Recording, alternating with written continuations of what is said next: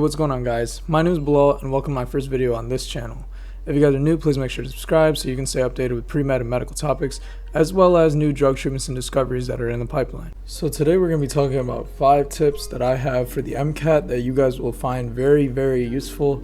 A lot of these tips are for advanced people, so if you're a beginner or if you're new to the MCAT, maybe you should go check out like a background video from somebody else. But if you are pretty advanced with your MCAT studying, I would say this video could be very helpful for you, so keep watching. So this is actually going to be our first slide, and it's going to be background about me so you guys can understand where I'm coming from, what kind of experience and information I have to give to you guys that could become of use. So basically, I've taken the MCAT 3 times, hence there's 3 MCATs on the screen. I took it in 2019 in the summer, 2020 in the summer, and then 2022 this past April. So I have a lot of first-hand experience with the MCAT, and I would say I learned a lot over the past few years. Okay, so this is gonna be tip number 1, and I'm going to reassure this point that has been stated a few times here and there. I've seen it on a couple forums like Reddit and student.doctor.net. The spring exams, through my experience of taking 2 summer exams and 1 spring exam, the spring exams are quote unquote easier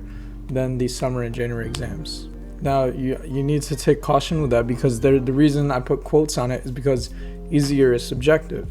So what that actually means is, from what I've seen, is that there's higher yield topics in the spring exam or during any school year exam. So for example, enzymes, amino acids, things that you normally see in any undergraduate prerequisite course. If you're taking a summer exam, I took them in 2019 and 2022. There was a lot of low yield content. So when I say low yield content, I mean random odd facts that could be pulled up and they're not talked about as much as high yield. So for example, it could be about the intrinsic and extrinsic pathway of the coagulation cascade. That's something that came up for me a lot. Tumor necrosis factor, IGF-1, like a bunch of weird things that, you know, you had to study for very comprehensively. So if you're taking a summer exam, I would say you should do a more comprehensive and thorough review of the content. But if you're taking a spring exam, I think you get away with skipping a lot of things, and your focus should be mainly on practice. And so I will reiterate this point throughout the video, but that's your main takeaway from this, is that spring exams will have higher yield content. And I assume that's from the fact that students have less time to study during the school year. So take it upon yourself to do that. But just know that I scored higher taking a spring exam than the other ones because I felt it was easier personally. Maybe that could be because I studied harder, but who knows? A lot of Reddit forums also confirm what I'm saying, so it's not like I'm just making this up. So yeah, depending on your situation, you just choose one of these 2 options wisely. And I will talk more about which one you should choose potentially, because maybe you want to take the summer exam and study harder, but we'll talk more about that. So let's go to tip number 2. So my second tip would be take the MCAT only once. And now you probably heard this a lot from people, but most people will say take the MCAT only once because it looks better for medical schools. They'll view it better than if you did it multiple times. But I would say it's for a different reason, and that's it. You are going to get sick of studying for the MCAT. It's very mentally taxing. The first time around, you know, I enjoyed studying. I remember I studied 15 hours a day throughout the summer. 15 hours, that's crazy. I've never done things like that before, but 15 hours a day. And then in my free time, so if I was eating dinner or if I was eating lunch, I would have my phone next to me watching AKIC lectures, learning about some biochemistry topics. That was fun for me. So it was actually enjoyable to study for the MCAT the first time around. The second time around and the third time around, I was getting sick of it, especially the third time. I mean, this time I really hated studying for it. I was like, this is just the same thing I keep doing over and over again. I'm tired of it. I just want to move on to the next stage. And luckily, you know, I did well enough to where I don't have to take the MCAT again, and I'm very happy with my score. All right, on to tip 3. Less content, more practice. This is going to be related to the first tip. If you're taking an exam in the spring, I would definitely say you need to definitely hit the practice hard and really tone down the content, like maybe maximum 1 month of content if you are in college especially. But if you're not, if you were out like me, like I was working for a year, if you're out and you did not do any like undergraduate coursework in that year, definitely brush up on the content a little bit more. But if you did not, do not do content as much. Even though I was out for a year, I still brushed up, but I brushed up heavy. I mean, I did like 6 months of straight content review, and I had 10 packets that are just thick packets. 9 of them, nothing from the 9 of them was used. So 90% of what I studied was not on the MCAT. It was just mainly just kind of like high yield topics, and that was in that one packet I had was like the high yield stuff that had everything on the MCAT. I mean, it was kind of just depressing to see how much I studied, but you know, at the end, it's just going to benefit me. I learned things about like the stomach parts, like the pylorus, lacteals. I mean, I knew everything about anatomy and physiology and all this stuff. But I think the hardest thing on my MCAT personally was it was a question about the germ layers, so the ectoderm, endoderm, mesoderm, and I got that question right because honestly that's not a low yield topic, that's pretty high yield, and it is talked about in an undergraduate course, so it's pretty easy for me. But if you are a summer exam taker, definitely focus on the content because that is going to have those low yield things, and those low yield questions are going to be very useful. You know, in the summer still you only have like a couple months, you don't have a lot of time to study all this content. So I do have more tips coming up to talk about how you can optimize your studying if you are studying heavy for the summer. So we're going to first talk about the resources. So tip 4, you definitely, the first thing, next step blueprint exams, probably the most useful thing I have ever had for the entirety of all 3 of my MCATs. You can see over here is a check mark next to the MCAT blueprint, and then there's an X next to Kaplan. Do not buy Kaplan. I'm gonna go as far as say those Kaplan books that most people actually review the Kaplan books, I would say don't even do that. Skip all that. Go straight to Reddit forums, and I'm gonna talk about how you use that, and go to UWorld and Anki. Anki is gonna be your content king. There is already pre-made decks that you can access from Reddit. And you download those, so like the Miles deck, and there's a bunch of other decks, and you can even make your own deck, which is what I did. I made my own deck, just previous studying tools that I had from the other years, but I wouldn't use the Kaplan books. It takes a lot of time. You don't need to do that much. Just go through the Ankis of other people, download it, and review the flashcards. You do not need to have things down, written in stone in your brain to take this exam. You just need to have a refresher, and then the next thing you need to do after you refresh up, exams, questions, just practice. You need to hit about 10,000 questions before you take this exam. And that sounds like a lot, but honestly, it may not even be enough. Some people go as far as 15,000. I know a guy that went as far as 50,000. I don't know where he got the questions from to do that, but you need to hit at least 10,000, I would say. Most schools, professional schools like the nursing school, definitely they force their students to have at least 12,000 questions done before they take the NCLEX exam. So this question range is not really that insane, but it is pretty difficult to hit if you're not on a schedule. So just make sure you're working up with your scheduling. You know, there's a lot of videos on YouTube about that. But yeah, you need these 4 resources for sure. I would not even, personally, because of how much experience I have, I would not need more than these resources.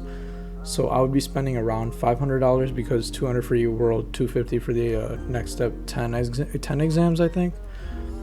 Definitely finish all those exams and then retake them because the content yield, I've literally had questions from the next step blueprint exams, the same question basically altered slightly, and the same passages altered slightly on my real April 2022 exam. So that was the most helpful thing. I mean, I saw like passages from every single section, so biochem, chem phys, and all that stuff. I got a 131 on chemistry, by the way, which is that's probably my best subject, and I definitely would say take the next step blueprint exam. It's the most representative of the chem phys section.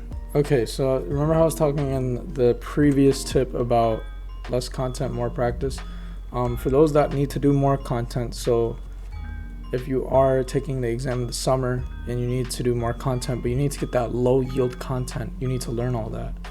There's an easy way to do it, and it's to go to the Reddit forums. So this is how you're going to use Reddit. You're basically going to go on it, and type low yield MCAT topics, and you're gonna look for like r/MCAT, and then look for the subreddits where people are talking about that. And I've seen there's like massive amounts of just subreddits of people talking about the types of low yield content that they saw in their MCAT. And I've seen things like, I was studying for my MCAT, right? So I saw things like isocitrate being regulated by calcium. Have you ever heard that? I've not heard that, honestly. And that was just something that I was like, oh man, that's probably good to know. And now I just know it all the time. So that, I mean, small low yield content like that. Somebody said that on their January MCAT in 2022, they had Krebs cycle molecules. So like the actual molecule was written on the screen, and you had to know that. So you like had to know the structure of alpha ketoglutarate. And so I learned every single structure before my exam. Luckily, I didn't have anything that low yield on mine, but see what I'm saying? I mean, I overstudied. But if you were taking the summer exam or the January exam, I would definitely recommend you look into those things on Reddit and get low yield topics from there. It's probably better than doing a comprehensive review of all the Kaplan topics. Honestly, I would stay away from the books because that takes a lot of time, and you do not need to do that much studying for this exam, for sure. It's more about practicing. That's just what it is. And definitely complete UWorld. So there was like questions about the myometrium, which I've never heard of, but I assumed it had to do something with the female reproductive system. And yeah, there's just questions like that where you'll need to know. Very low yield, very weird, but they're going to be on the MCAT potentially, so might as well know them if you are studying for a harder exam like the summer or January ones. All right, and the last tip is to grind, man. When I say grind, I do not mean 6 hours a day. If this is your first exam, hit the books. I mean, I told you in the beginning of the video, I was doing 15 hours a day, and you can't make that unproductive. You can't just study Kaplan. That's what I was doing majority of the time, and that's why my score was not good the first time. You need to do 15 hours of comprehensive studying, and then also questions. Problem-based learning, for some reason, for the exam is the way to go. Through experience and through my studying and research, that's what has been proven to work. So I'm not saying do 15 hours a day. That does seem excessive, but definitely you do not want to waste your time watching movies and things. Cut all that out. No video games, no movies. Your life, I'm sorry to say, should revolve around the MCAT. If you really want like a great score, it should feel like you're dreaming about the MCAT. Every single year it gets more competitive, and a lot of your competitors are going to be doing the same thing. So if you really want that spot at medical school, you really have to like go for it. You know, you have to be in that competition. Like, think about it. If you are watching Netflix or you're watching a show, your competitor could be studying at that time. Like, that was me back in the day, doing 15 hours a day. I did have, on this time around, I did have a full-time job, and at my full-time job, I would study. Like, I literally worked, did my work, studied until my manager or somebody told me, hey, can you help us out? And then I would get back to work. So like, you need to just study. All 3 times I took the MCAT, all 3 times I studied like it was my life. So I would say, if you are taking the MCAT, if you are serious about getting a really good score, do not do anything but the MCAT. I mean, that should be your life. Like, when you're driving in the car, listen to an MCAT podcast, listen to AK lectures, learn about something about the content wise. But if you are, honestly, like, that's for an average student. If you are a genius naturally, you're gonna kill it. But if you believe you're an average student like me, I think I'm honestly like just a normal person, I'm not some extreme genius, then you got to put the work in. That's the important thing. So that's my last tip, because a lot of people just think that it's like something you don't really have to study that hard for, but no, it's brutal if you want to get a great score, because of the competition nowadays.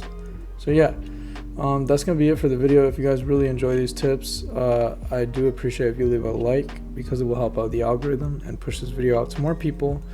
And if you are new, consider subscribing, because I'm going to be talking a lot more about pre-medical and medical topics and getting into more research-based content in the future as well. So thank you guys for watching. I will see you guys later. I'm out. Peace.